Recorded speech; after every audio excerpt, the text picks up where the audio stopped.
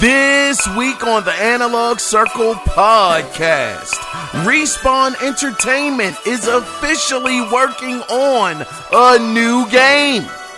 Xbox brings FPS Boost to 12 EA games. Star Wars Knights of the Old Republic is getting remastered. And a new Castlevania and Metal Gear Rising don't appear to be in development. We're going to talk about that a little later.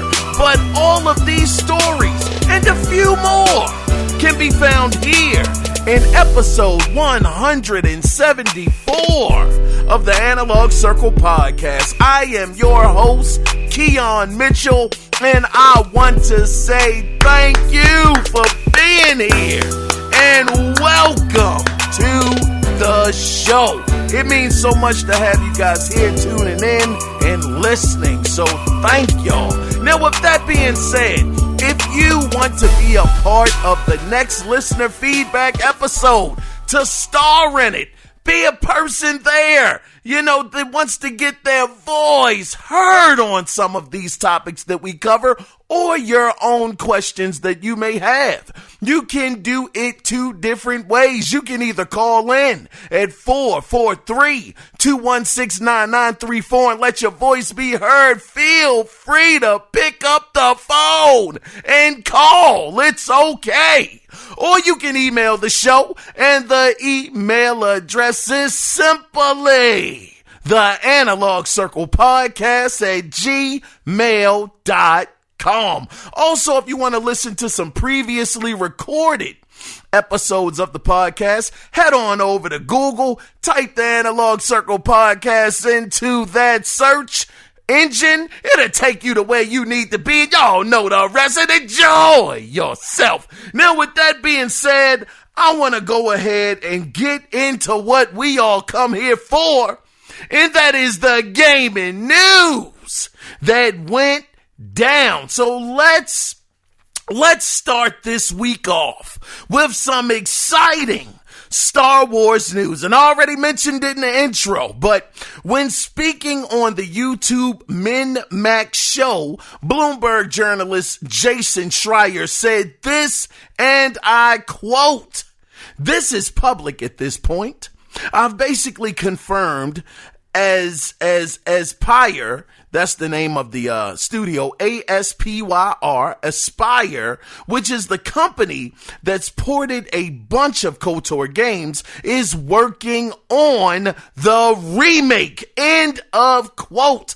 And to their credit, Aspyr Media not long ago released the remake of Star Wars Republic Commando. Now, this is where the plot thickens, because according to a report, the game will be making some major gameplay changes. And this is coming from Defining Duke podcast host and alleged insider Mr. Matty Plays, who says the remake will be getting away from the real-time turn-based RPG combat in place of making the remake more of a action RPG. And by the way, I got that bit of information from Comic Book, but the Jason Schreier quote, I got that from Pink News. Gotta give these people their credit. So how insane is this? We heard that KOTOR was making a comeback. We thought that it was gonna be part 3 or something like that. But no, they are remastering the GOAT. I mean, this was one of the best RPGs I had ever played. I remembered getting this on the original Xbox. I believe I had just finished watching the third Star Wars, not the original, but the ones that came out back in the 90s and the early 2000s. I think I had seen where Darth Vader had turned bad. What was it, Anakin? I'm not a big Star Wars fanatic, but I do love the lore. And, I remembered watching that movie and seeing his character just diminish into darkness and saying, golly, this is just crazy. And he's just in the lava pit. I hate you. You know, it was just crazy. So I'm on like a high of watching that movie. And for some reason, I went into a GameStop because I'm trying to get some Star Wars stuff. And the guy recommends you should get KOTOR.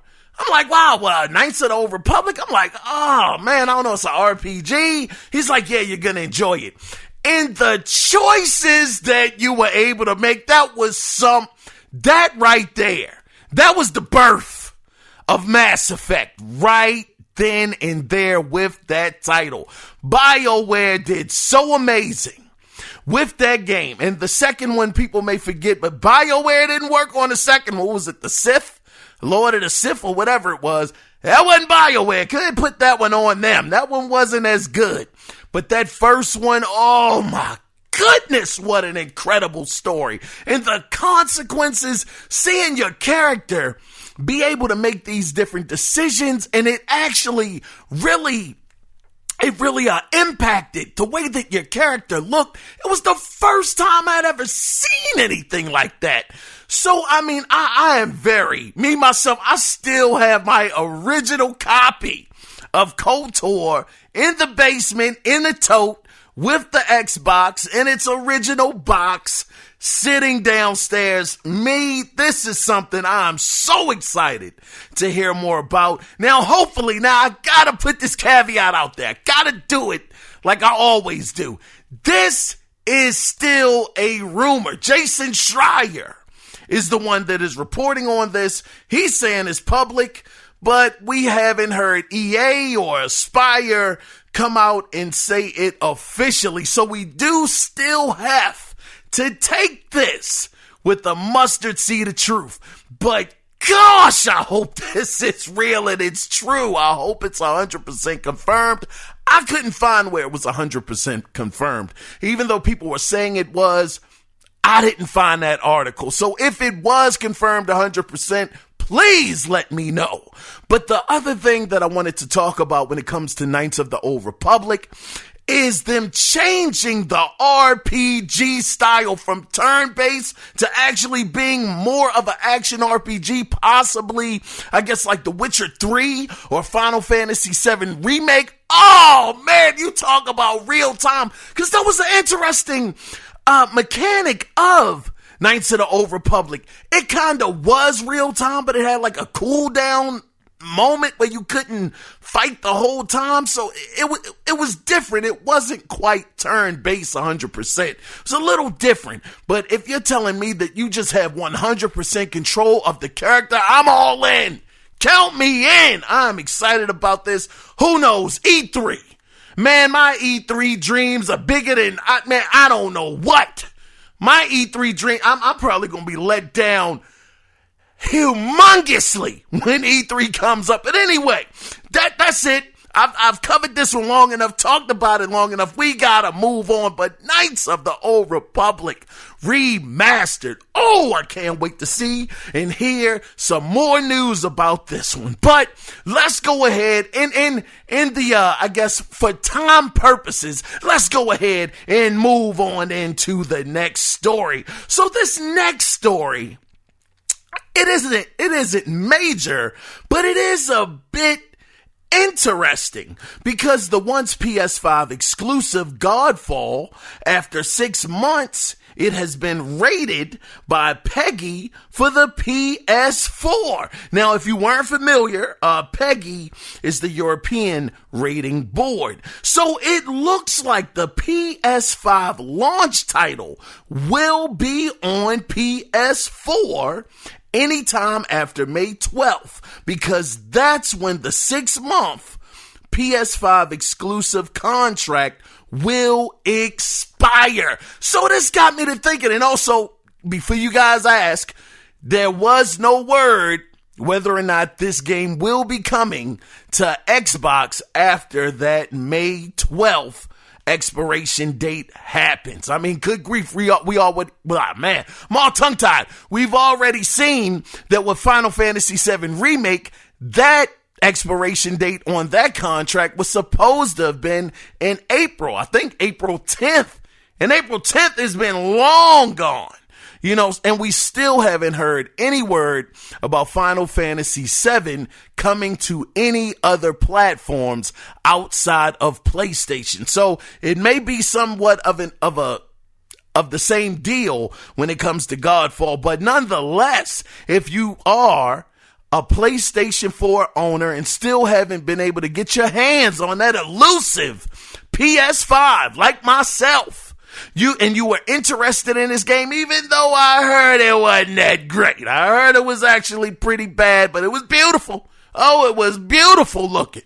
But I heard it was not a good game. But if you just have to have it and you want to check it out, it does seem like it is coming. Well, it's not. It seems like it is coming to the PlayStation 4 at some point down the line. And this made me wonder, is this the same deal, possibly with other PlayStation 5 games that could, after that contract expires, become available on the PS4? I'm talking about games maybe like, what was it called? Destruction All-Stars. Well, we know that Bug Snacks is on both. Maybe, what else? Demon Souls? Huh? Do you guys think Demon Souls may show up on the PlayStation 4 in a couple of months or maybe a year? We'll have to see. We don't know, but it's very interesting that since this 6-month period is pretty much up, this game is going to be released on PS4. It may be a sign of possibly other things to come. We'll see. Might not be, but you never know. Let's go ahead and move on into the next story. Now, let's get into some Respawn news, because if you were looking for Titanfall 3 to be announced as the next project that they would be working on, you and me both would be sadly mistaken. Now, earlier in the week, Respawn Entertainment's programmer Stephen Hein Wong tweeted this, and I quote, "Want to get in early and help build a new IP from scratch? We're a team of 5 right now looking for our 6th, a coder." End of quote. So yeah, they're looking for their 6th man on the team. Hopefully you would be a coder. And following that tweet, studio head Vince Impella said on Twitter, and I quote, "Looking for a exciting new opportunity, new Respawn project, super exciting stuff. Get in early." End of quote. So whatever this project is, one thing is for sure, it ain't Titanfall, and that hurts. I don't know what this project could be. It might be an all online game. You never know, but I don't think that we'll be seeing anything from this for quite some time if they only have a team of 5 at the moment, and they're looking for a coder right now. So this seems like infancy days. I mean, very, very, early on. Probably isn't even officially in development yet. They're probably still just trying to get the team together.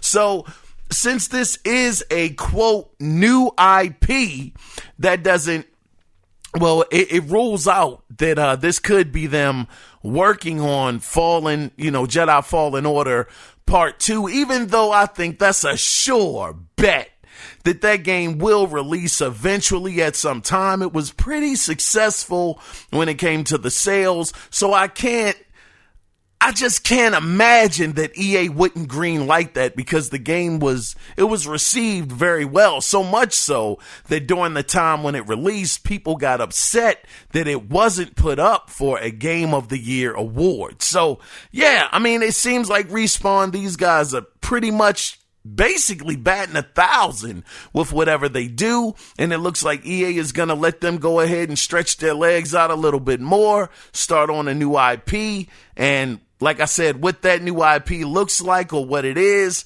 I don't know. We don't know. Only thing we can do is just stay tuned and see what they talk about, when they're ready to talk about this new IP. But yes, it does hurt that it is not a Titanfall 3 because, man, Titanfall 2 was such a great game, man. That game was so good. But let's go ahead and let's move into some quick news. And by the way, I got that story for Titanfall from Fansided.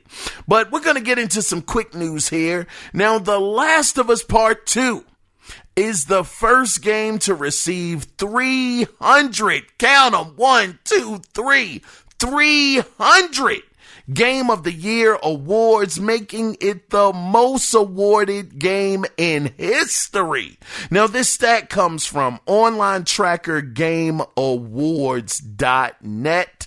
The thing is, The Witcher 3 was a close second at 280 awards, and then third on the list, just to have a little bit of fun with this, the third game on the list with the most Game of the Year awards. Take a wild guess. I'll give you 2 seconds.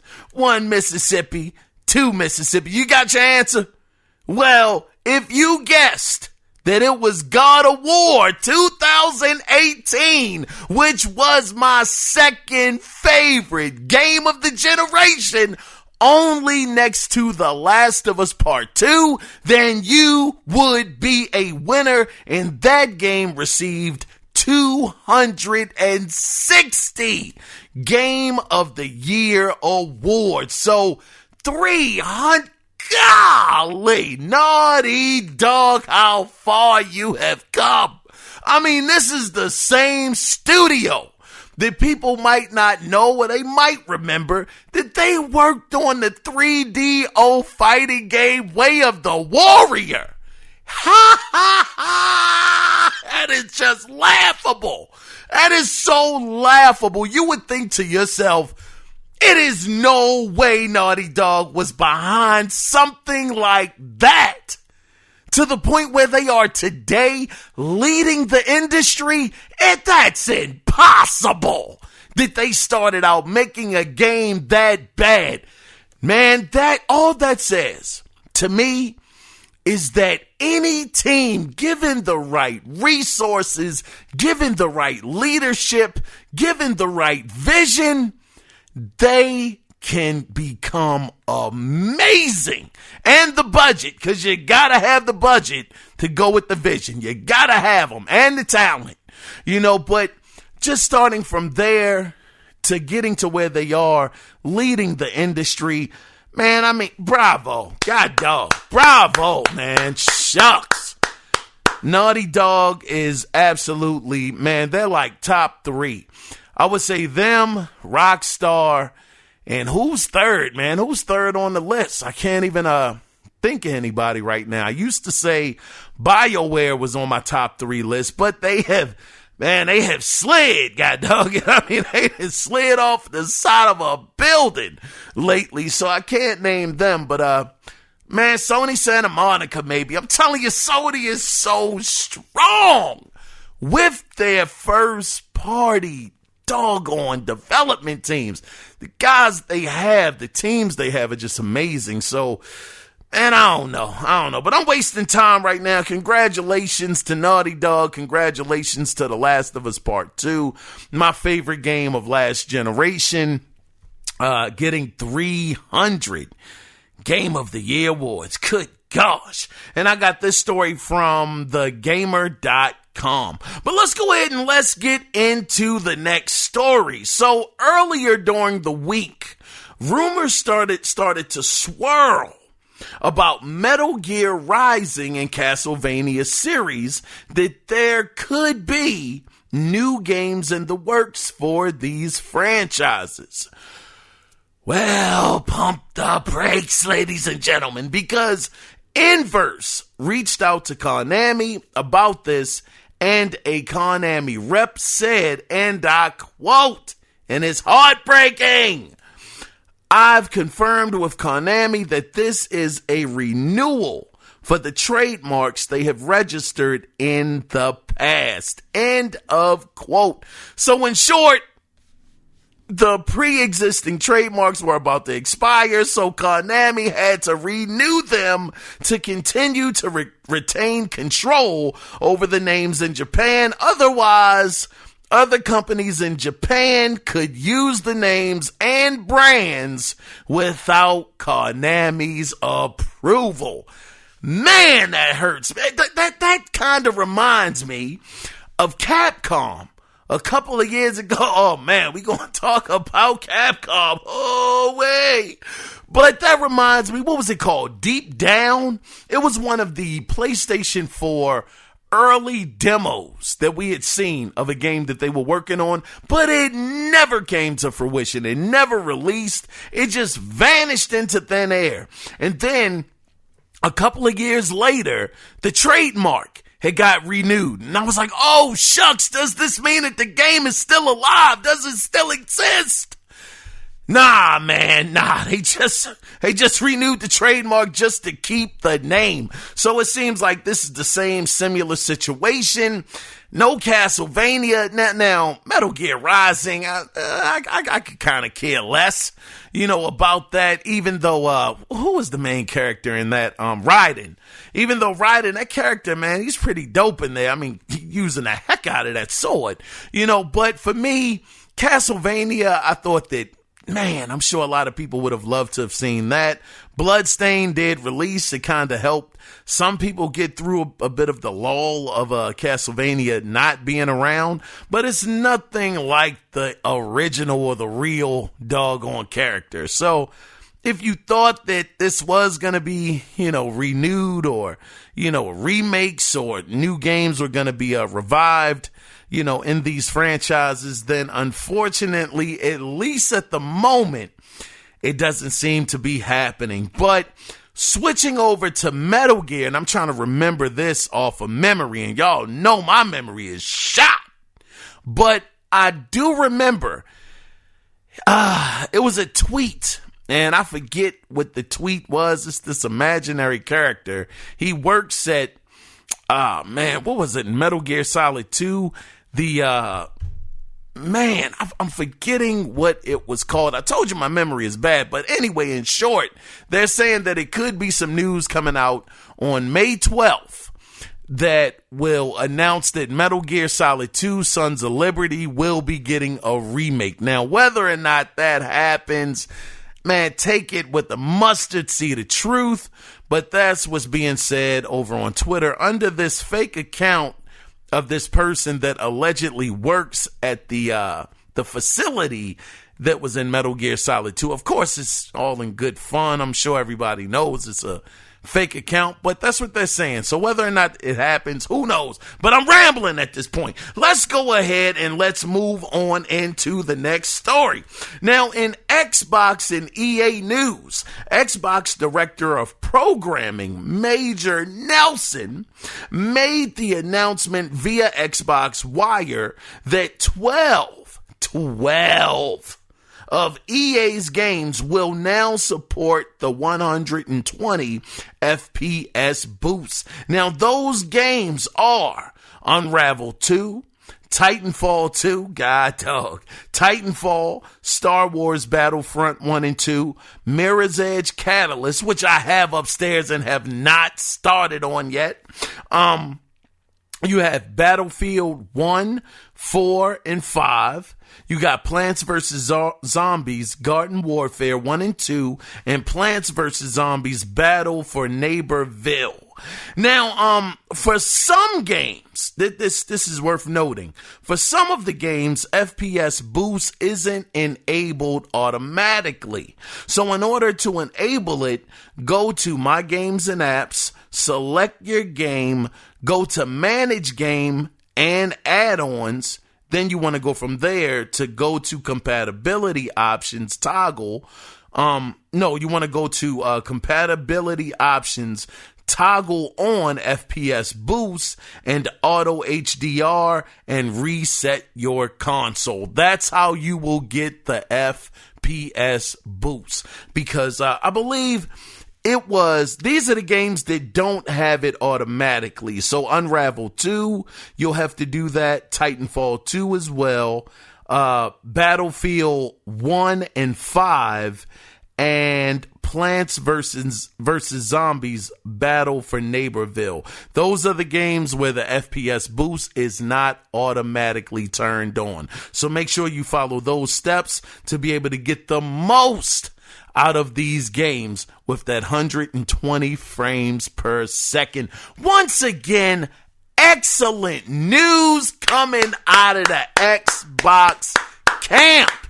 This is what I'm talking about. Just positive after positive after positive. And we know that it can't always be positive, but just this run that Xbox is on right now, it's just great to get these kinds of stories on a weekly basis. It's nothing ground shattering or earth shaking, but it's a fantastic extra feature that you have. If you own any of these older games, you'll be getting this feature for free.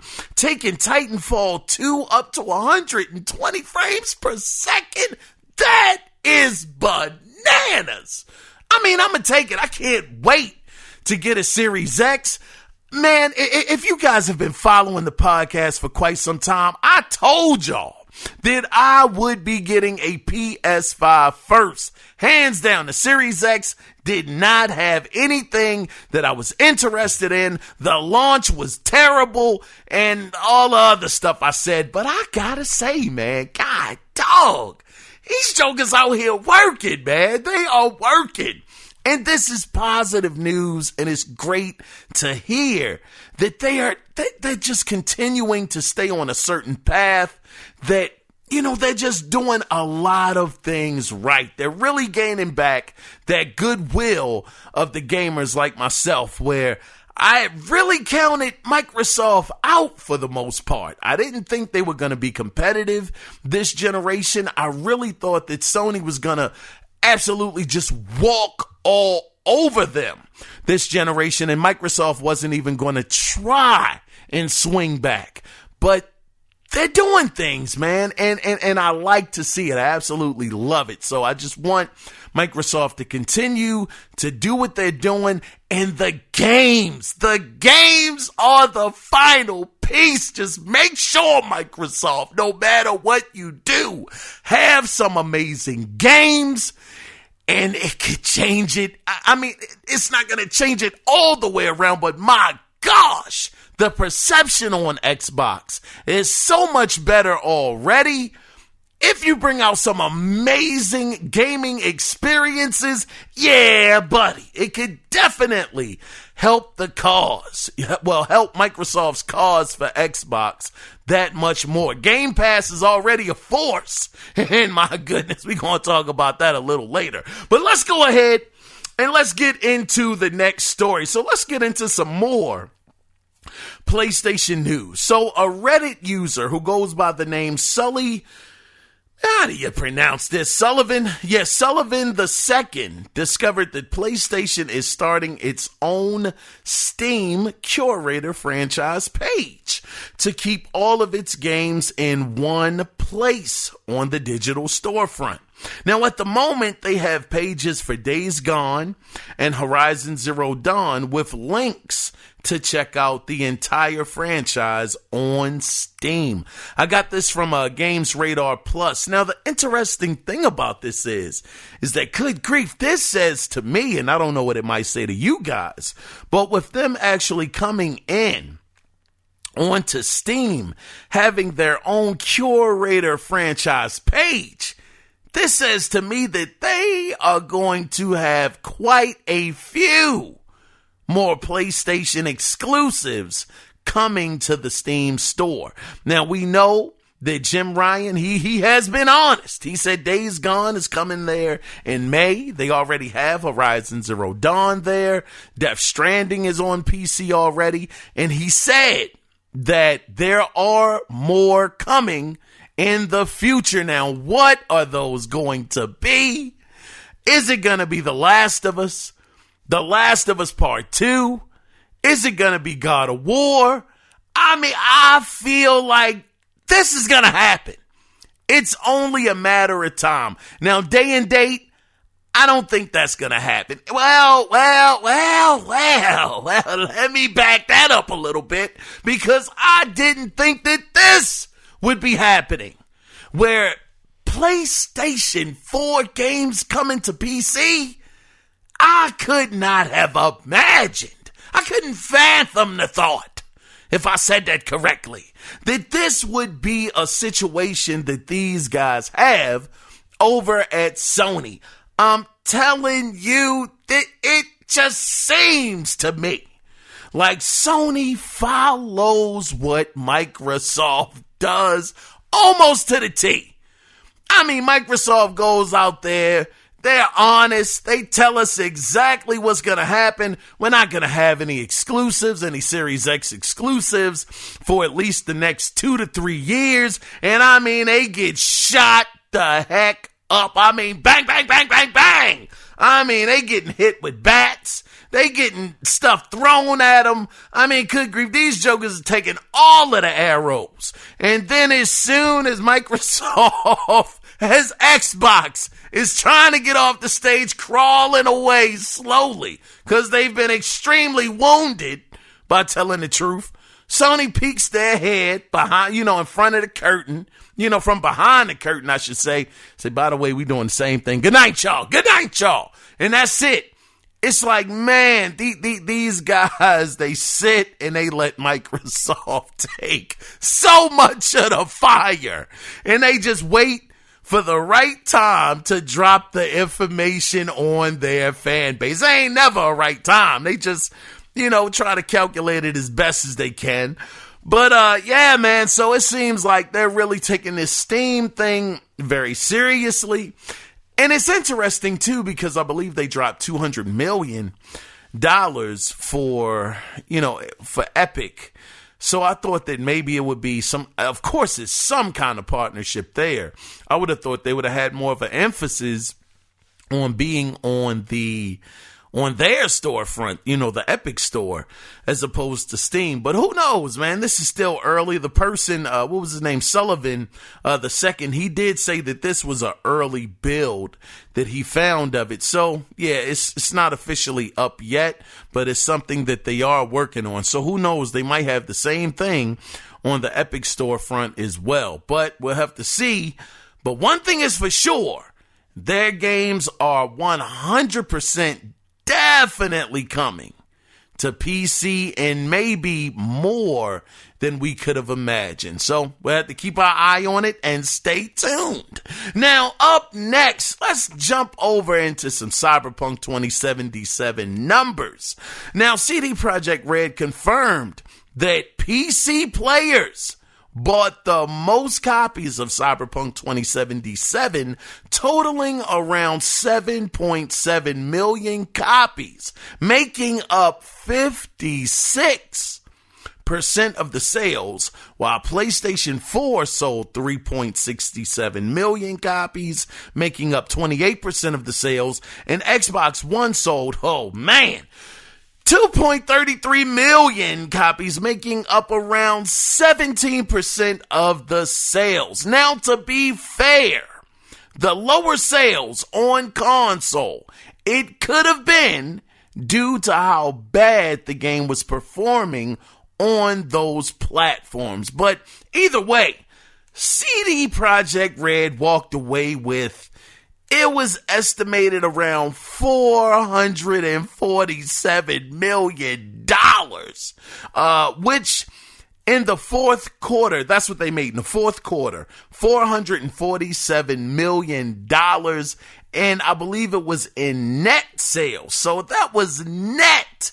Now they made more, just to put this in perspective, they made more during that time frame of that fourth quarter of 2020 than they made in 2015 when The Witcher 3 released. Now, I'm sure, putting that into perspective, I mean, that sounds like, wow, man, did that really happen? But putting it into some perspective, console gamers, even though these numbers, it doesn't Didn't represent us too well. PC knocked it out the park. Congratulations to y'all, mother lovers. Y'all did y'all thing. Y'all showed a lot of support to CD Projekt Red, but during that time when Witcher 3 came out, man, console gamers, I think it's fair to say, at least for me, I wasn't checking for The Witcher 3. I had no idea what The Witcher was. But when I heard all of the great press, hearing all about it getting all of these awards and all of these nominations and nods, I'm like, well, golly, I picked it up on a Best Buy Black Friday sale. I think it was like $25. I was like, well, shucks, man, I'll spend that on a game that I don't know about that's been getting great reviews. Sure, why not? And I mean, it just was amazing. It was incredible. So matter of fact, I believe the numbers of that game, and somebody can correct me if I'm wrong, but I believe almost to the date, that game has sold over 50 million copies. I mean, that's a ton. We're talking, I don't want to get too crazy, but that's like GTA numbers right there. 50 million copies. That is a ton.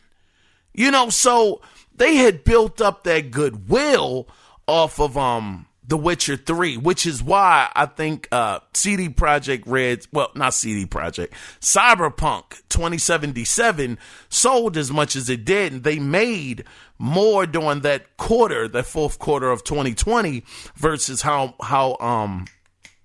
much money they made during the launch year of The Witcher 3, because for a lot of people, it wasn't a game that they were checking for, but it turned out to be amazing. The DLC was fantastic. I can't speak for the DLC. I don't have it. I haven't played it. I haven't even beat The Witcher 3, to be fair. I haven't beat it. Still working on it. That game is long, brother, but it's great.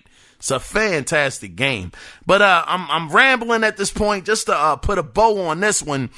Overall, Cyberpunk 2077 right now is sitting at 13 million copies sold.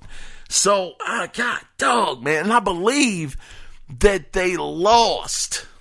Here's my memory again, man. Good grief. And I got this from Tweaktown, by the way, this article. But I think they lost $30 million, I think, from refunds of Cyberpunk 2077 during that course of when people were refunding the game. And some people were acting ridiculous, talking about they wanted their money back, but they didn't want to give the game back. What type of world are we living in? Anyway, let's move on, man. How long have we been here? Man, we going on an hour. We going on an hour. I'm up here just rambling like a mug, but let's go ahead, man. Let's get into some Sega news. So Sega has a Judgment Day countdown clock on the Ryu Gotoku. Man, how do you pronounce that? Gotoku website, which will stop on May 7th at 10 a.m. Eastern Standard Time. So people have been saying, did they think that this Judgment Day countdown clock, once it strikes zero on May 7th, a lot of people believe that what will be revealed is a Judgment sequel. Judgment 2 is going to be announced at that time. And it's funny enough because Judgment just came out for the Xbox Series X and the PlayStation 5. And that's a game I have on the PS4. And that game is so good, man. I have enjoyed the heck out of Judgment.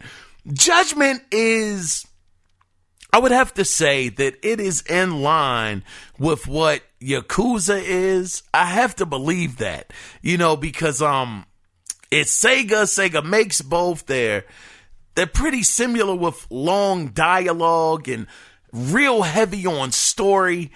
And Judgment, just, man, that game is fun. And I love the fact that when you go to the arcade, you can play House of the Dead. I believe they got Fighting Vipers in there, Space Harrier, all of the stuff that originated with Shenmue back in the day with Yu Suzuki going into the arcades. That game is dope, man. If you haven't checked it out or you've been interested in it, that game has been fun, man. I think I got like 33 or 34 hours in that game right now, and it doesn't seem like it's anywhere near the end. So it's been great, man, but check it out. Hopefully, I would love to see a Judgment 2 sequel. That would be great for me. I mean, because I've been enjoying the original. But May 7th, nonetheless, we will find out what this clock means and what it's all about, what this countdown means. Now let's get into some Square Enix news briefly, because Square Enix president Yusuke Matsuda has confirmed that they will be at the E3 2021 digital conference by saying, and I quote, "We'll be announcing the rest of the lineup later, and we're also planning to make an announcement at E3 in June. So please keep your eyes peeled." End of quote. So could this mean with these guys being added to the list at E3, could this mean that they're going to show off some more Final Fantasy 16? Maybe some Forspoken, man, that Forspoken, hey, brothers. Oh my gosh. I'm excited for that. That game is a real looker right there. That game looks fantastic. I'm so excited about that. But then you got to think about some of the other games that they have. I mean, well, IPs. Could it be a new Tomb Raider announced? I mean, this is Tomb Raider's, golly, what is this? The Tomb Raider's 25th anniversary. Let me see. 16. I think it's the 25th anniversary of Tomb Raider this year. Lara Croft. Could it be another Tomb Raider game that they announce? Or could we get just a glimpse, just a peep behind the curtain? Man, I don't want any behind the curtain peeps. No, I want real gameplay. I don't want a CG trailer. I want to see what Final Fantasy VII Remake Part 2 is looking like. That would be awesome. Or are they working on a brand new IP altogether? I mean, who knows what's going to happen? But one thing is for sure, they will be at E3 2021, and I'm very, very excited about this. Now, I got this from TechRadar.com, this article. And you know what? Speaking of E3, just on a side note, Jeff Grubb, man, this guy has been busy. He said in so many words, Gear 6 will not be shown this year at E3 because Xbox has too much. And this is the quote. Too much going on. So if you thought that Gear 6 was going to be at E3, it's not going to be there. According to Jeff Grubb, of course, nobody knows for sure. But me as an Xbox fan, as a person who has literally, God dog, outside of Gears Tactics, every Gears game that they have made, I don't even want to see a Gear 6 this soon. I want Gears to just fall all the way back. Take a hiatus. Take what they call a sabbatical. Just take some time off. I want Gears to show up in like 2025 sometime. Take a long break. Totally reset. Possibly have the coalition work on something brand new, a brand new IP, or something else. But Gear 6, I don't want to see it. No, man, I want to see too many other games first before you talk about another Gear. So yeah, let that thing cook. Let it sit out. Let it sit and ride the bench for a little while. And maybe in 2, maybe 3 years, pick it back up. That way we won't have Gears fatigue because everybody knows the running joke. Halo, Gears, and Forza. Forza has been on a break. A nice break lately. So I think that Gears absolutely needs the same treatment. Let those guys cool their jets down, come up with some other thoughts, and come back a lot more fresh. So yeah, hopefully Gears does not show up. But also according to a Nintendo alleged insider, Samus Hunter, Nintendo was planning, since we're talking about E3, Nintendo was planning a big E3 Direct, including Super Smash Bros. Ultimate, Splatoon 3, and Legend of Zelda to celebrate the franchise's 35th anniversary. A lot of big anniversaries this year in gaming. Good gosh. Now, it's also been reported by VGC reporter Andy Robinson that Nintendo are allegedly, matter of fact, I'm gonna just read the tweet to y'all. This is the quote from Andy Robinson. He said, "For those disappointed with the Skyward Sword remaster, Wind Waker and Twilight Princess are 100% coming this year. So that's at least one good 3D Zelda game." End of quote. And I believe this was, to be fair, I think this tweet was sent out in February sometime. So I could have cared less about Skyward Sword. That was just a weak announcement to me. And y'all know, I mean, what nerve do I have? My goodness, I'm getting above myself. I don't even play Zelda like that. But for me, I know that Skyward Sword wasn't the best one. I know that wasn't very well received. But on the other side, I do know that doggone Twilight Princess, people loved that one. And Wind Waker, even though that cartoon style, people were a little let down by that at the time, people did say it was a really good Zelda game. I would have really thought that if they were really trying to cater to the fan base, I thought they would have came out. Now, granted, I haven't been heavy on Nintendo lately, but I don't think they have made a Ocarina of Time remake, right? Or a Zelda 64 remake. I would have thought that those would have hit a little harder. I mean, the Twilight Princess, I think that's going to be great. But Wind Waker, even though, like I said, people said they enjoyed it, I thought that, Legend of Zelda, Zelda 64 would have been better. But I don't know. You guys let me know if you're Zelda fans. But, yeah, that's what we got. But, I guess, shoot, man, that is the end. God darn, that is the end of the gaming news this week. God dog, we got a short one this week, and I love it. Now we got to get into, Sony. We got to get into the final section of the podcast. Yeah, we got to talk about this, guys. Oh man, Sony.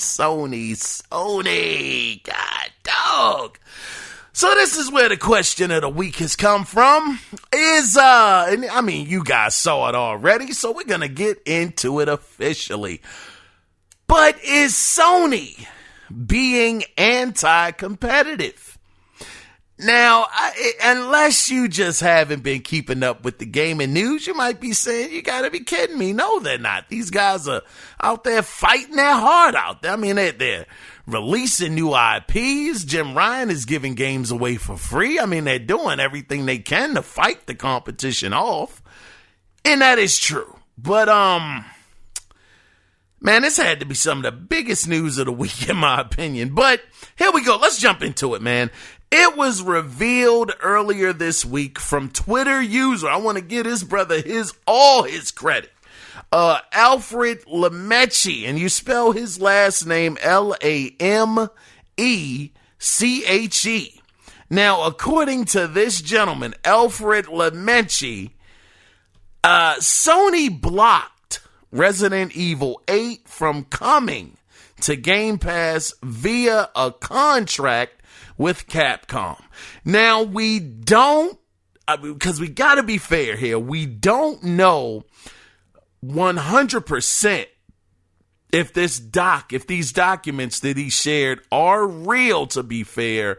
But I ain't gonna lie, these jokers look legit, man. I mean, these documents look like they could be for real. So we're gonna go off of if these documents are real. under Article 1.9, which is entitled Subscription Services, you have, this is 1.9.1 states in this contract, and I quote, during the term, publishing shall not authorize, assist, or encourage any third party to include the game in any competitive platform subscription service that is competitive with any PS subscription service, including but not limited to Google Stadia Pro subscriptions, Microsoft's Xbox Live Gold, Project X Cloud, or Game Pass subscription service, or similar competitive platform subscription services. End of quote.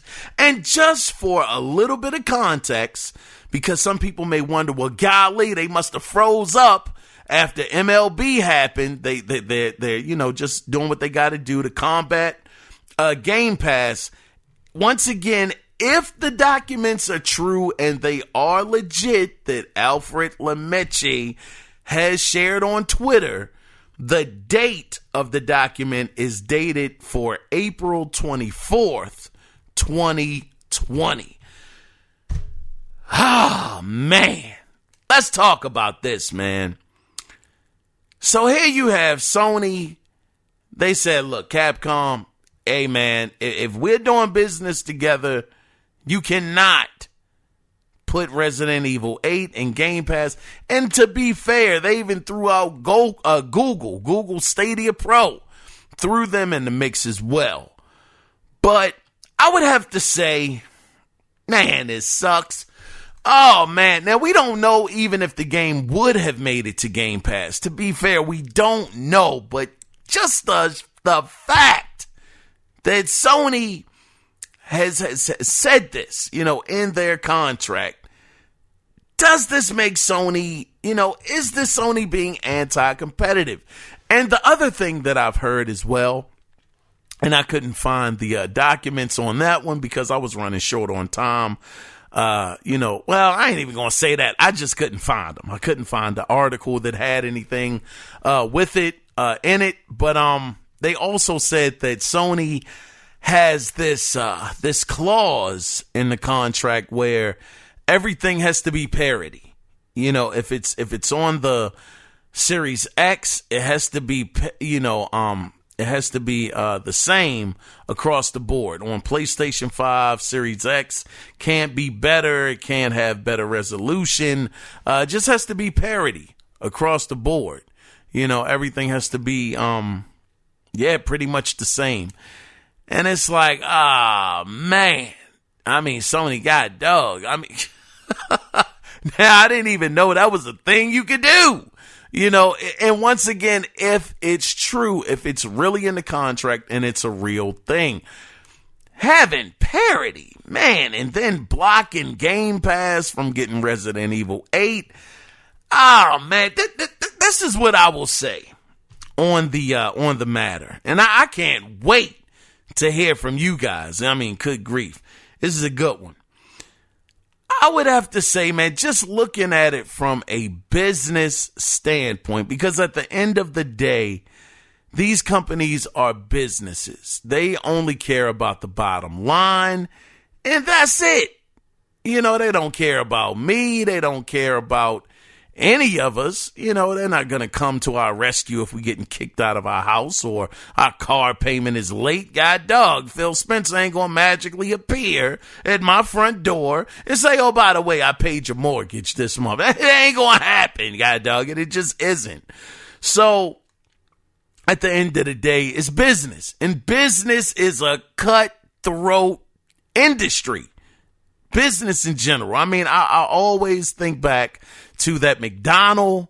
It wasn't even a documentary. It was the movie with Michael Keaton, and he was the guy that actually bought out the two McDonald brothers and took over their establishment, and it was cutthroat, man, just straight up. But hey, man, this is Sony just protecting their bottom line. They're protecting their business.